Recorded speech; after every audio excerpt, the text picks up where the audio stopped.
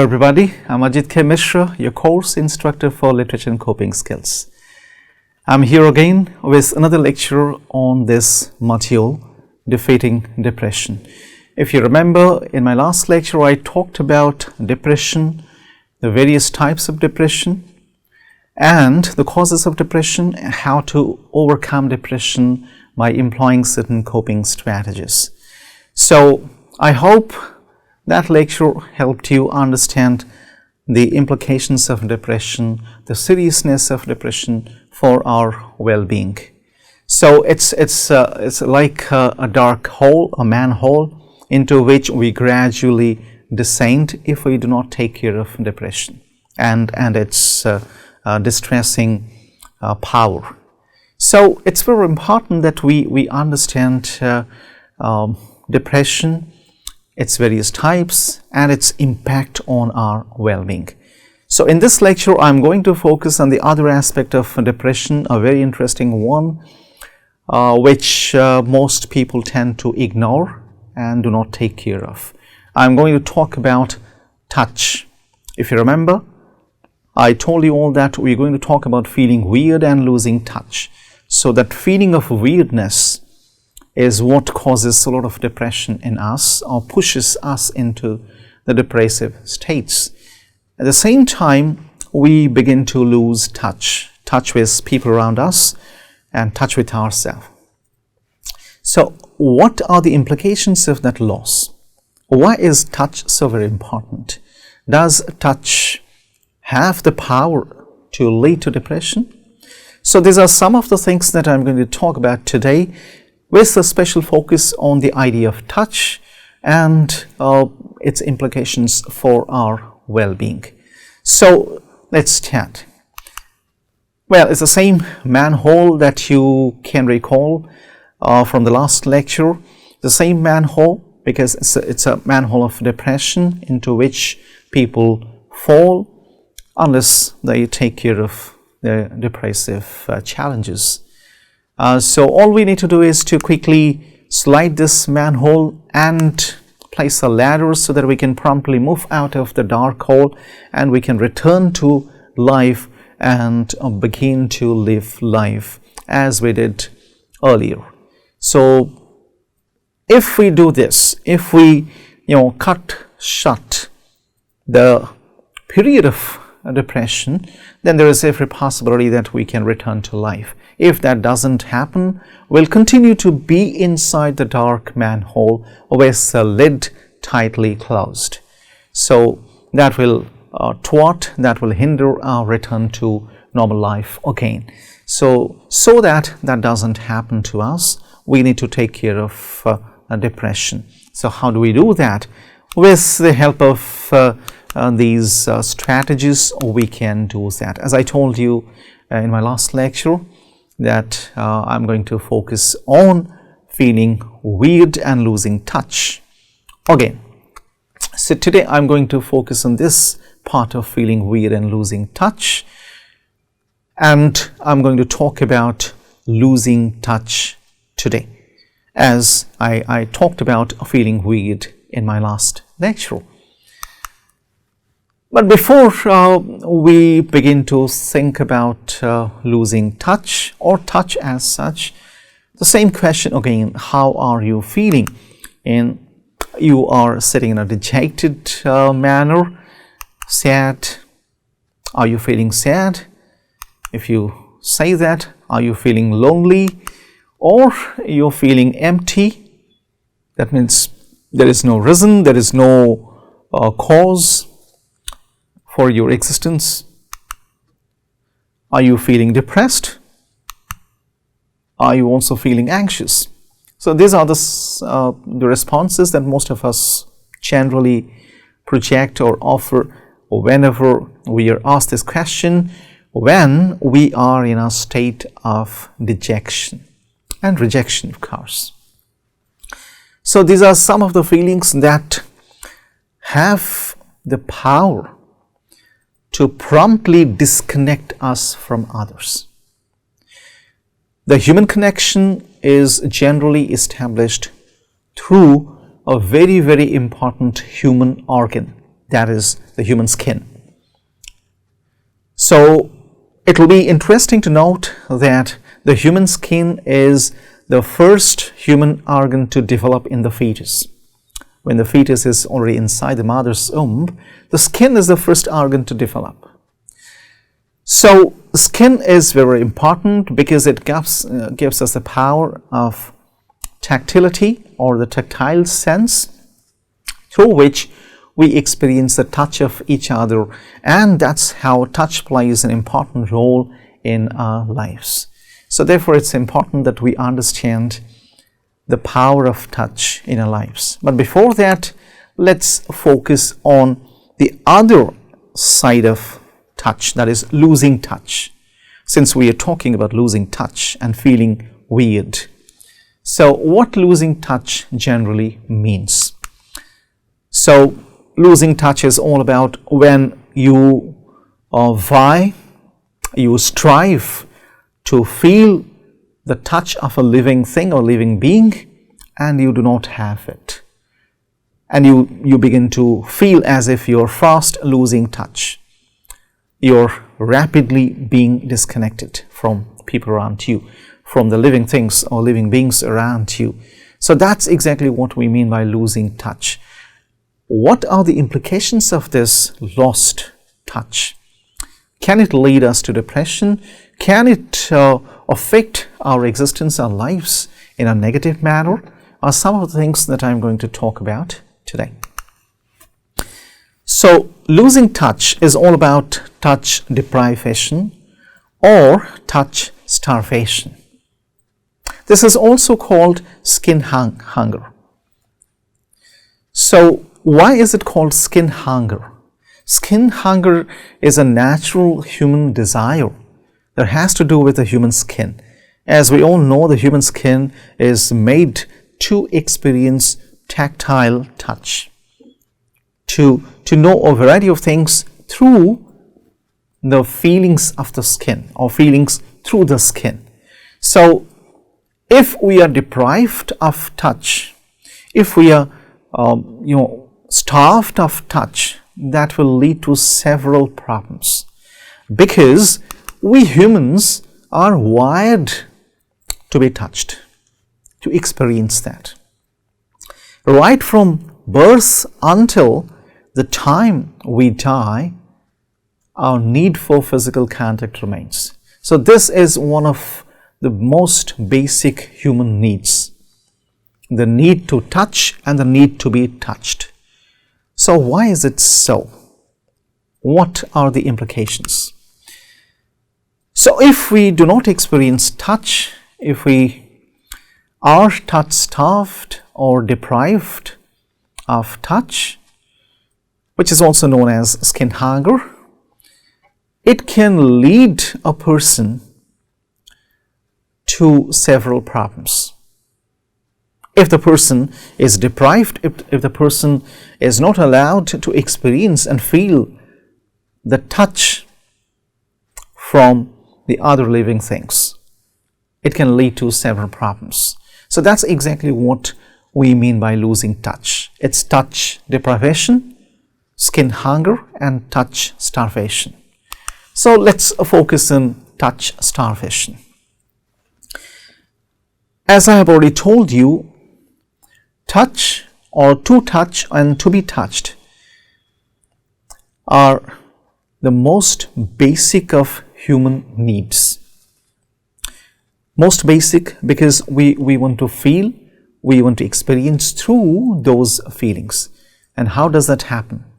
They happen through the touch experience only, the tactile sense only. So when a fetus is inside the mother's womb, that connection between the mother and the fetus is established through the touch element. So this is called skin to skin experience, in which a mother is very closely connected with the child because of the skin to skin experience.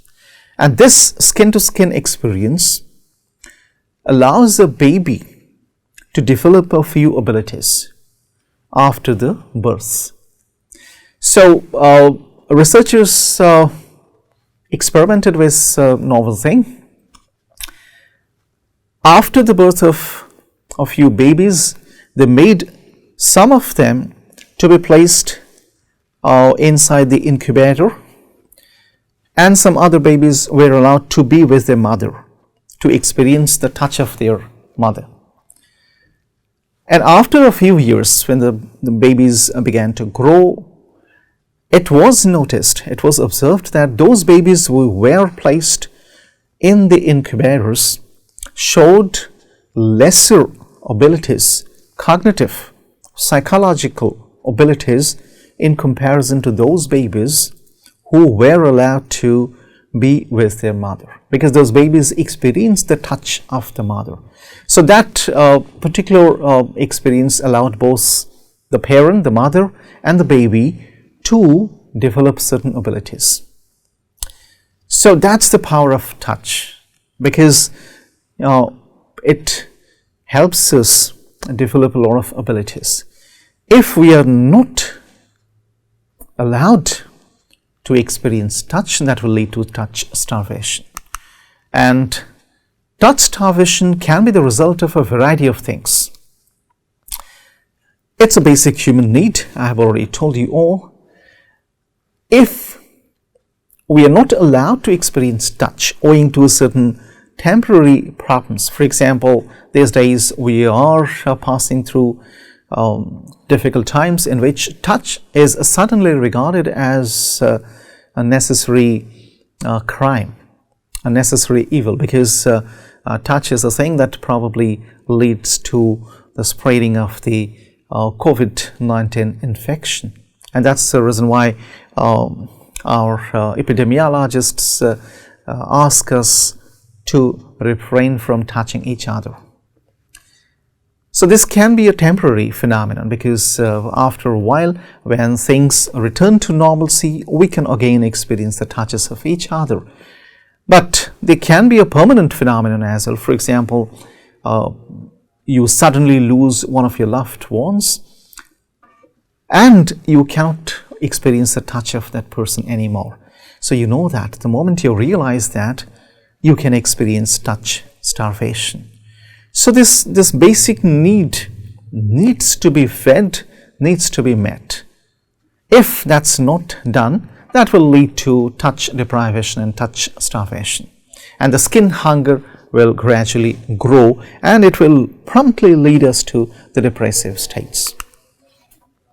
So touch starvation refers to the natural longing for touch or physical contact from other living beings. It's a natural longing, because we humans are wired to be so, and therefore we have this tactile sense. So it's a natural longing. So therefore this particular thing, longing, is very important here. We long for the human touch, the touch from other living beings around us. And the second is, this touch starvation occurs when we experience very little or no physical contact for a prolonged amount of time, for a prolonged period.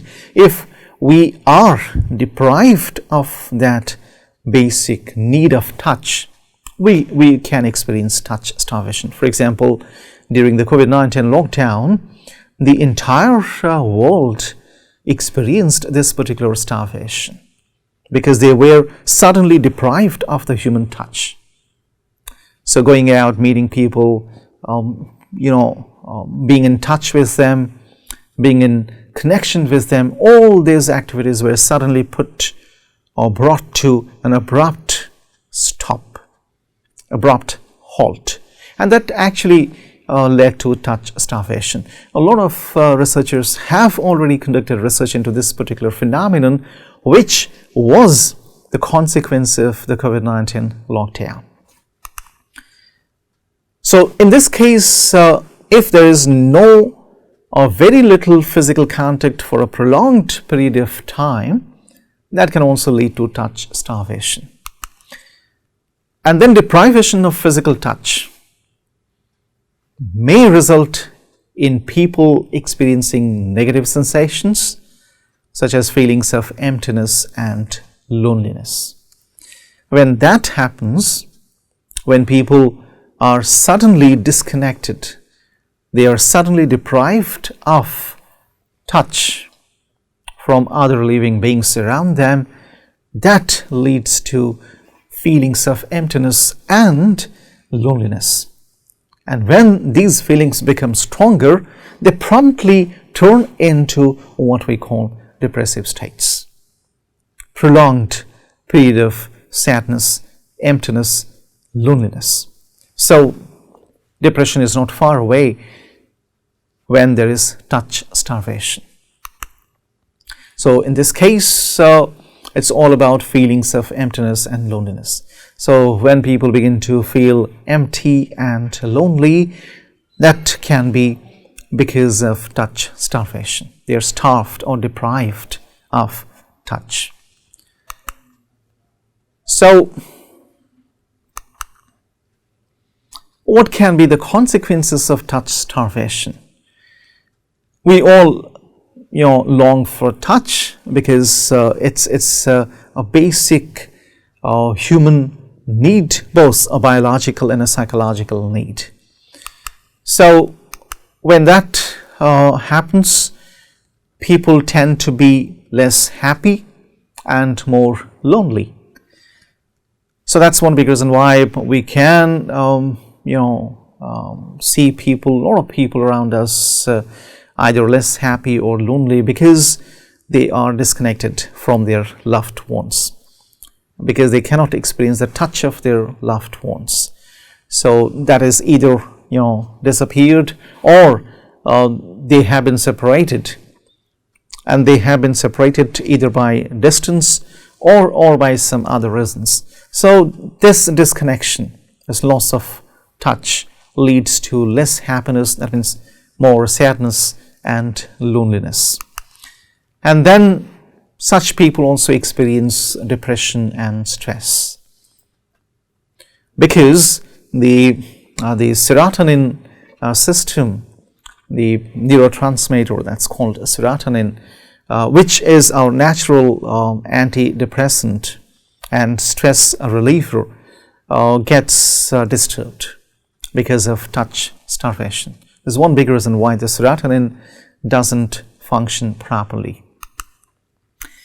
And then touch starvation leads to poor bonding levels, because touch helps us bond with each other. I cited the example of the mother and the child. So that is probably the strongest of all bonding types. So we also have similar bondings in life. We have bondings with our family members. We also have bondings with our friends and our people around us. So the bonding level will go down when there is no touch or very little touch. You'll be surprised to know that the United Kingdom and the US are two of the most touch-starved nations in the world. On the contrary, France is a very powerfully touchy-feely nation. That means people experience a lot of touch experiences in France in comparison to that in the United Kingdom and the United States. So the UK and US people are far more touch-starved. And we in India are also fast or rapidly moving towards that particular state, because of the invasion of technology into our lives. We are gradually getting separated and disconnected from each other. So this poor bonding level is also the consequence of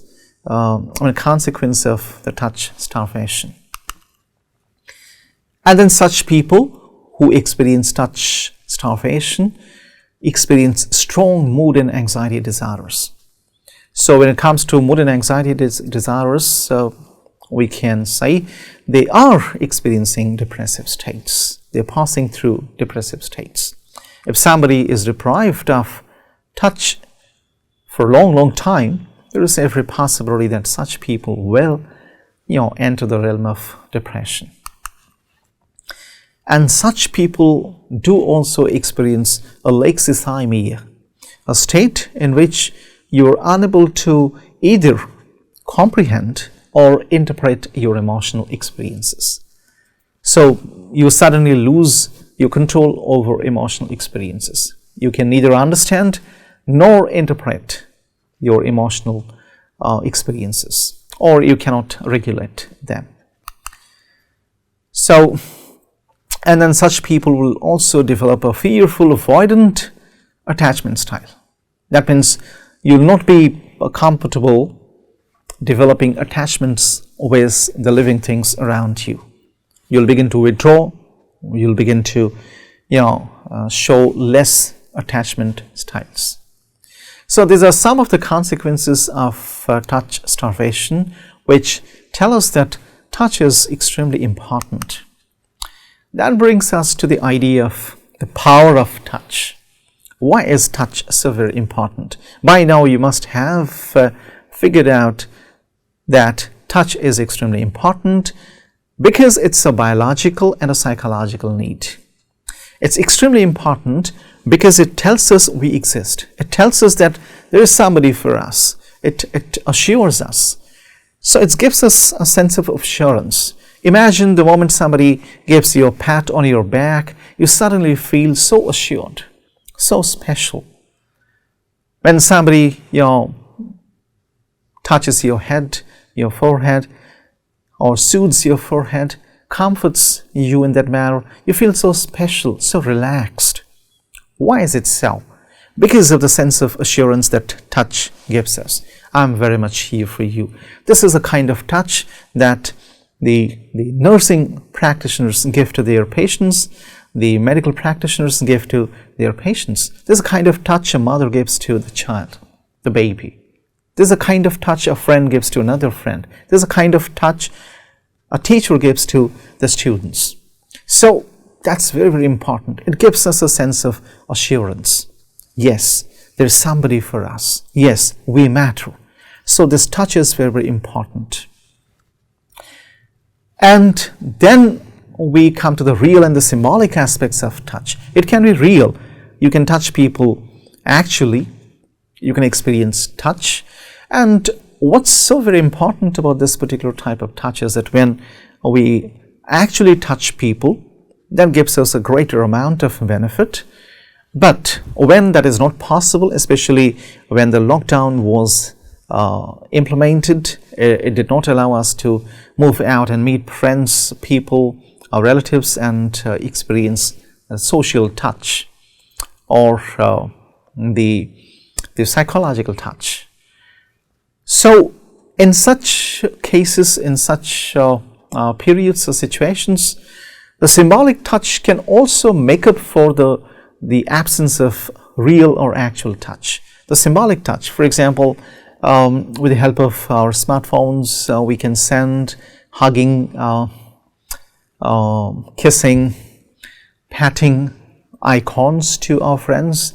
So that they also help a lot. Although they cannot match the intensity of the real touch, but they can make up for the absence of the real touch.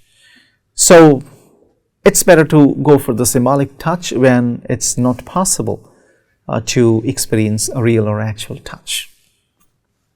So trust and bonding, that's very important when it comes to our interpersonal life, interpersonal communication. It's very, very important that touch gives us a sense of trust and bonding. So that's a kind of trust a mother has with the child, a teacher has with the students, a friend has with the other friends, and probably your boss has with the colleagues.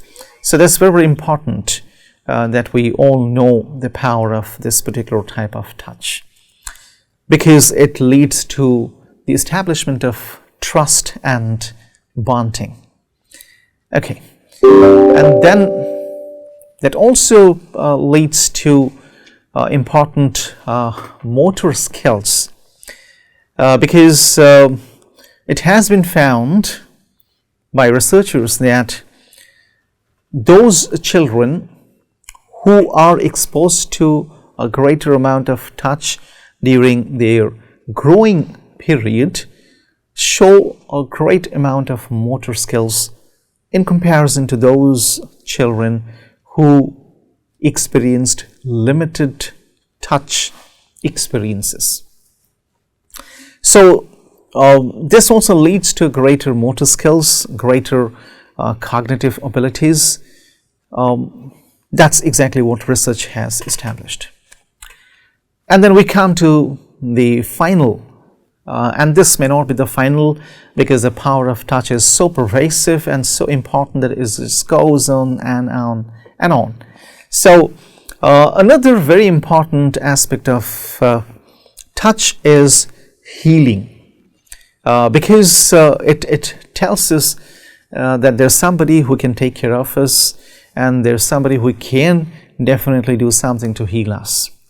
So for long, people have trusted the power of hands to heal, and that's one big reason why the word surgeon comes from two Greek words.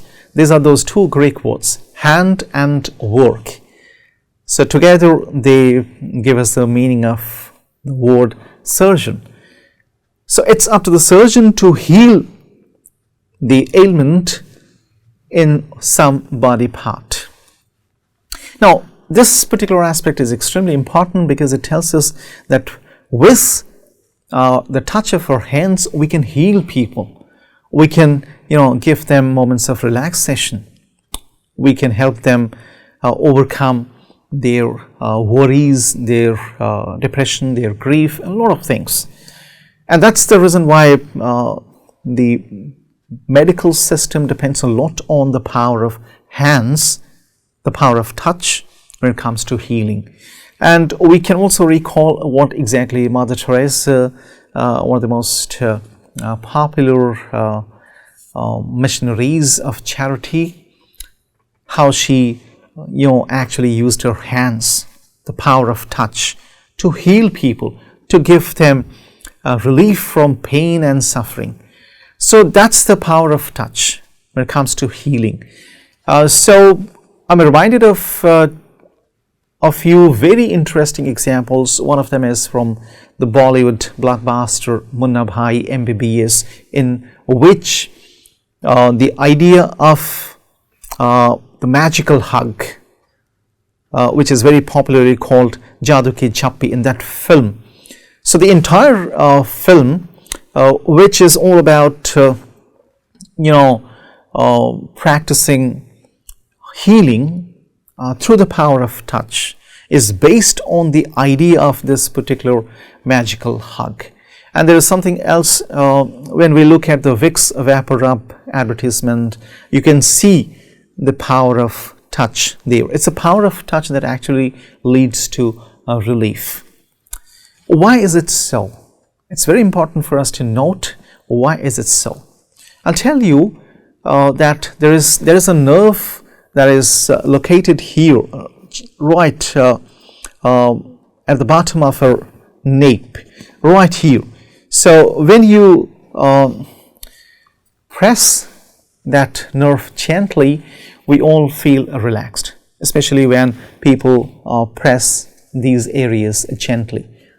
The upper shoulder and then the bottom of the nape, we feel extremely relaxed. Why is it so? It's because of the vagus nerve that's located there. The vagus nerve, in fact, sends signals to the whole body that it's time to relax. So the vagus nerve is associated with the relaxation that we all need. So, and then we all have these neurotransmitters that get activated the moment the vagus nerve is activated. So it's all about the power of touch that leads to so many things: assurance, trust and bonding, greater motor skills, and then wonderful healing. And then we come to the neuroscience of touch, I thought it's probably important for you to be a little aware of the neuroscience of touch, so that you can also understand the power of touch in a better manner. So now, when it comes to the power of touch, the C-tactile afferents, CTs, there are a set of fibers in our skin that register gentle stroking touch. So that's the power of these receptors or transmitters. They very quickly understand a positive touch and a negative touch, a good touch and a bad touch, and they send signals to the brain accordingly. So if it's not a positive touch, it will not send the right kind of signals to the brain, and the whole body will not feel relaxed, will not experience trust and bonding, will not experience the power of healing, if it's not the right kind of touch, the good and the positive touch. So it's a kind of gentle stroking touch in which the C-tactile afferents get activated, and these fiber ends, these neurotransmitters or receptors, neuroreceptors, they promptly send messages to the brain, and the entire message is sent around the whole body, and then the whole body responds accordingly.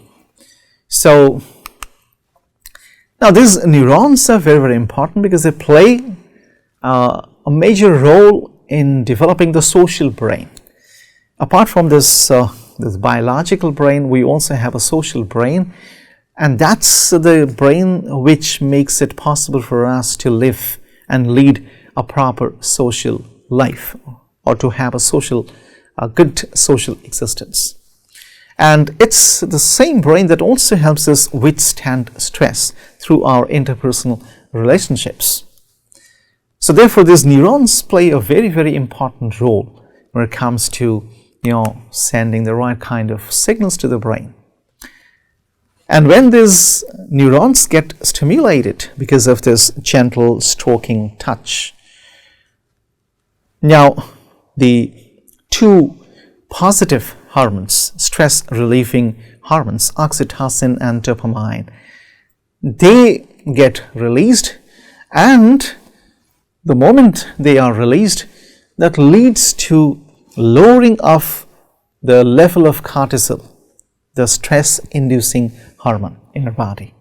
So what I mean to say is, when somebody is touch starved, is experiencing skin hunger or touch starvation, the person suddenly begins to experience the rising levels of cortisol in the body. That means you become sad, and then your mood becomes low, it drops, and then you are stressed because the stress level is induced. The higher stress level is induced by the secretion of this stress hormone cortisol.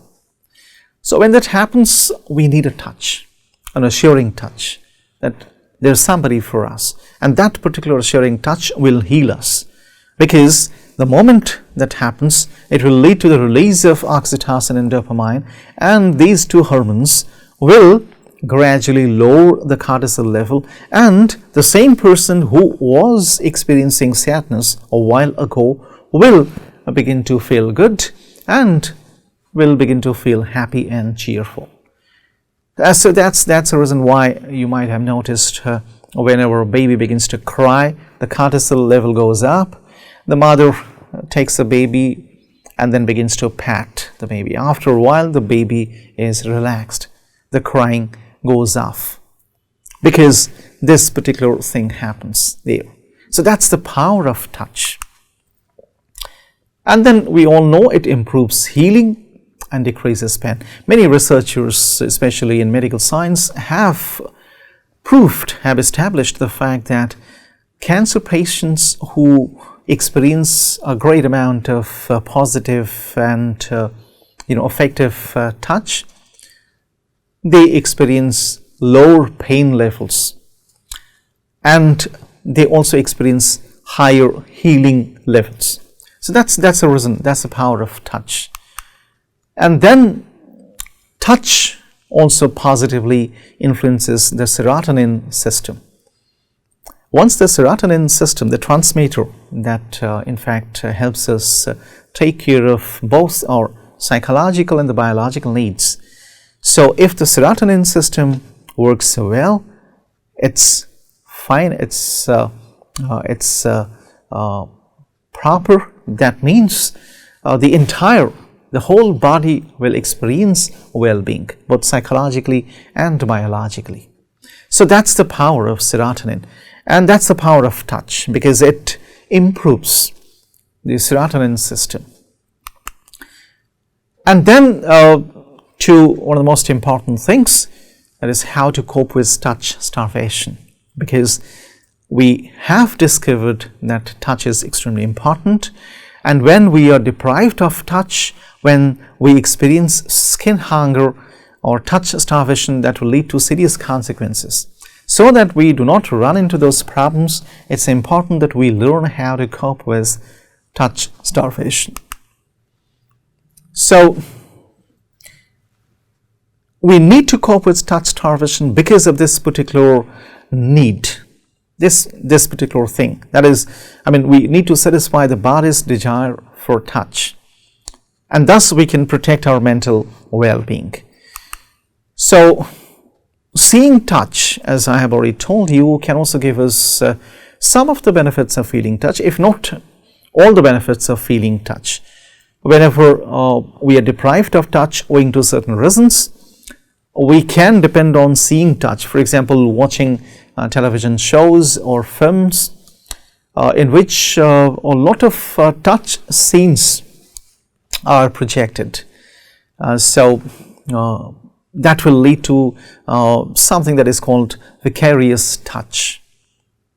It's vicarious touch because the mirror neurons will fire and you'll begin to experience the same kind of touch that you see on screen.